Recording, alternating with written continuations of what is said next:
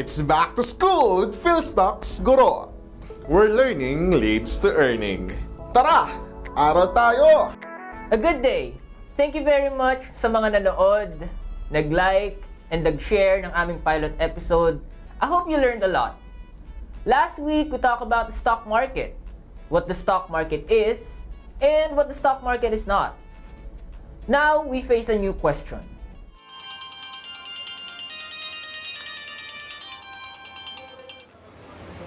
Hi, Besh! Movie tayo tonight, G. Movie tayo? Naku, short ako sa cash eh. Ano ba yan? Ang gastos mo kasi? Grabe, hindi kaya ako magastos. Mag-invest ka na kasi sa stock market. Gayahin mo ko. Di ikaw na may stock investment. Paano ba kasi kumita dyan? Simple lang yan. Capital gains lang. Capital ano? Capital gains? Ano yun? Sagutin ko yung tanong ni ate.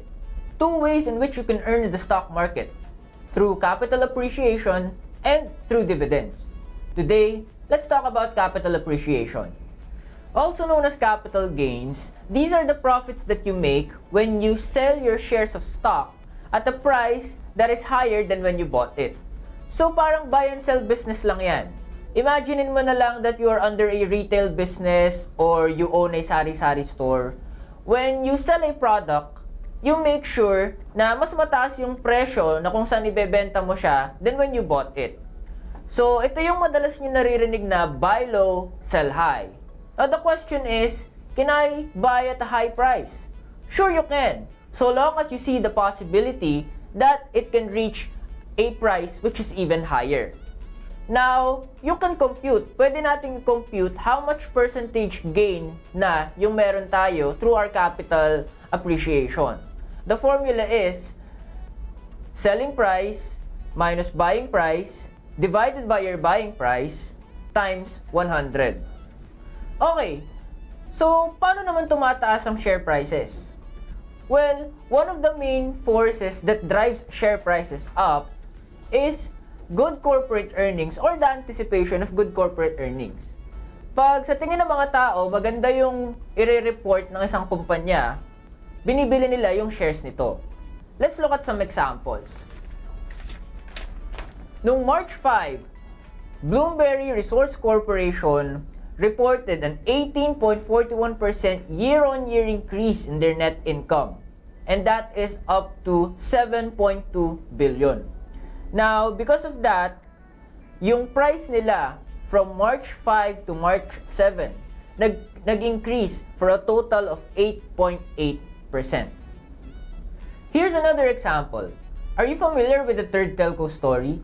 Isa sa mga rumored na mabibigyan ng award ng professional third telco player nun was ISM. November 5 pa lang, due to anticipation na siya yung mabibigyan ng award, gumagalaw na yung share price niya. And then, after the awarding, which was on November 7, 2018, lalong umakyat yung share price ni ISM. Umabot pa to sa highest closing niya, which was 8 pesos and 30 centavos.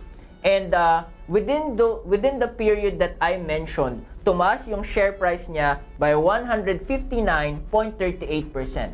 All because of the good news that it was rumored to be the third telco of the Philippines.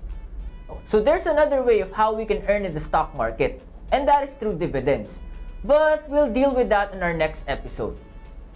In summary, share prices are influenced, among other things, by good fundamentals such as earnings and by good news or any other developments surrounding the stock.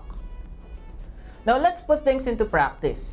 I'll be leaving you with some hints. Ito yung mga companies na pwede nyo tignan kasi sila yung maglalabas in the upcoming weeks ng kanilang fourth quarter and full year 2018 report. So first, you have from the Andrew Tan family, you have Alliance Global Group, you also have Mega World Corporation. Sa side naman ni Gokong Wei, we do have here JG Summit Holdings, you also have Robinsons Retail Holdings, you have Robinsons Land Corporation, you have Cebu Pacific, and finally, you have URC. Now, before we go, don't forget to like us on Facebook, follow us on Twitter and Instagram, and subscribe to our YouTube channel. Once again, this is Teacher Japet.